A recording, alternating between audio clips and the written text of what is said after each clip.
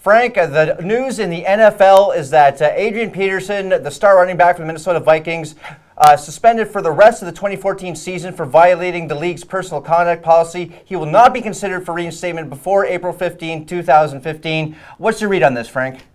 Well, I think that, they got embarrassed at the beginning when all of this started. And now there's nobody's going to, they're going to hold no prisoners. I think that the Goodell is, he got burnt by his lackadaisical approach to the domestic violence case, and I don't think he's going to let anything pass him by. And I think also, and you guys can correct me, the way that Bettman handled things kind of embarrassed Goodell, because Bettman was extremely proactive. Yeah, definitely. Bettman really wanted to get out and deal with things like the Voight-Knopf situation right away. Obviously, we know the story about Ray Rice and when did or when did not Roger Goodell see the tape. But it really just feels like he's trying to play catch-up at this point. And he's running far behind, as you probably know, the enforcement agency, the United States of America, went after 3 teams on the weekend checking their bag of pills. And they have obviously documented evidence that you take a painkiller the night before, you take a painkiller before the game starts, you take one at halftime, and you take one midway through the fourth quarter so that you can survive. And too many guys are complaining about it. Mr. Goodell has got another horse in the barn. He better start pumping the public relations, as Frank said, because he's been on that bandwagon, and if you've got the Drug Enforcement Agency with their DEA jackets inspecting your team's medical supplies, you've got a headache. No, that is a huge problem, a huge issue. And it's funny that Cleveland Browns wide receiver Josh Gordon has been officially reinstated after serving 10 games for violating the league's substance abuse policy on marijuana, of all things. So I find it really interesting that they're really trying to crack down hard on pot smoking, but with all these domestic abuse injuries, they're really kind of caught with their junk in the wind and having to play catch up with all this. I think that I think on the domestic abuse, a lot of these pro teams are not capable or don't have the infrastructure to handle or the knowledge. I think they're very naive about domestic abuse. And that's why it caused a great slap in the face. And the smart thing is to get experts in there and try to deal with it, because there should be absolutely, unequivocally no room for domestic abuse.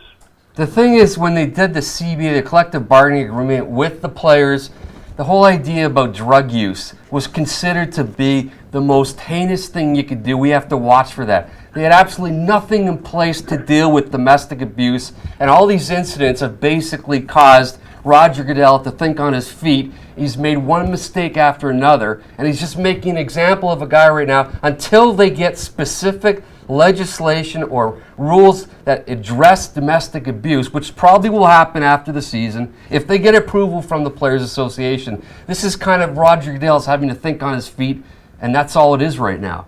And by the way, Roger Goodell makes tons and tons of money for the owners. So you're looking at a situation, they're not going to cut the guy's head off. I think, Mr. And Perry, keep in mind, in all due respect, you could make tons and tons of money for the owners. You have to grow the game.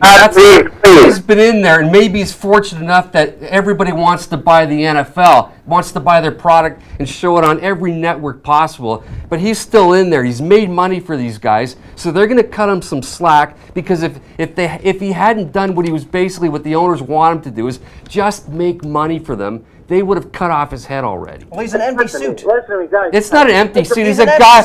He's a lawyer who happens to be a businessman who's making money for the league, and that's what they want. If everyone in the NFL executive Christmas picture, if they all took one step to the left, it wouldn't matter. The NFL is basically a self-perpetuating revenue machine right now, and if Goodell becomes too much of a PR headache, which he's really starting to do, why not drop him?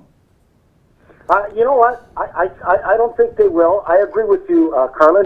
But he's a brilliant businessman, and they believe that he is the glue that's keeping that perpetual motion going, and it's become a big cash machine. I think that Mr. Goodell is smart enough to understand that he needs to bring in and create a department and put it in, like Perry said, in the way they handle the agreement between the players' union, and just like drugs, there's zero tolerance to drugs. There needs to be zero tolerance to domestic abuse, and that way it'll really change. He made a mistake. He was naive. He was nonchalant, and the press was all over him, and so were the women in the United States and all the groups, and they should have, and they should have. And I think that good for them that they rallied around and got their point across to the NFL. And said that you want us to respect you guys. You want us to be your fans. You need to respect your fans. So that's why Goodell now is very proactive.